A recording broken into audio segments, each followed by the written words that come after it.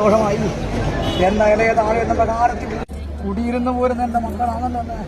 ഇവിടെ തന്നെ മാറിപ്പറന്ന കൈയെടുത്താലും എന്റെ അമ്മയെ എന്നിരിക്കുന്നതായ ചിന്തയെന്നാണ് പഞ്ചപൂരമായിരിക്കുന്ന ഗാത്രമാകുന്ന ക്ഷേത്രത്തിനകത്ത് മറ്റൊരു ചിന്തയില്ലല്ലോ.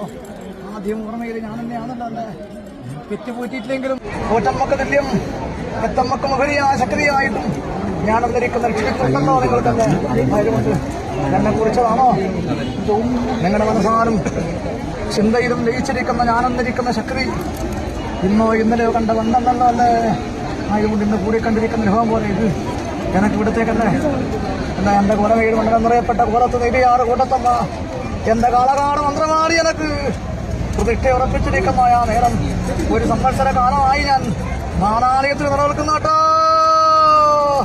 ആ മാലാലയത്തിന്റെ പ്രതിഷ്ഠയിലേക്ക് കുതിക്കുവാന്നൊക്കെ വേണ്ട ഞാൻ കുതിച്ചു നിൽക്കുന്ന നേരത്ത് എന്റെ 10 വീട്ടി വാഴയും മുടക്കുന്നതിനും ഫലത്തിന് ഞാൻ ഫലം കൊടുത്തുകൊണ്ട് അവരെ കൊണ്ട് നോക്കിപ്പുറക്കിയെടുത്തിരിക്കുന്നതായ ധനവും കൊണ്ട് എന്റെ ദേശത്തിനകത്ത് എന്റെ കുഞ്ഞുങ്ങളുമായിരിക്കുന്നതായ ഫലം കൊണ്ടും എന്റെ മാടവും മാളികയും കണക്ക് കൊട്ടാരം തീർത്തിട്ടുണ്ട് കേട്ടോ.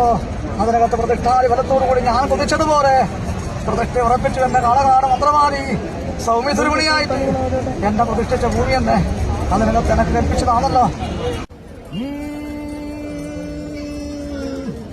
എന്റെ ഛായാചിത്രം കൽപ്പിച്ചു മനസ്സെന്നിരിക്കുന്ന പഞ്ചപൂരമായിരിക്കുന്ന ക്ഷേത്രത്തിനകത്ത് എന്റെ രൂപമുണ്ടല്ലോ. മായാതെ മറയാതെ കണ്ട് ആ രൂപം തന്നെയാണല്ലോ ഇതിനകത്ത് വരുത്തിയതല്ലേ. ഞാനത് സ്വീകരിച്ചേ.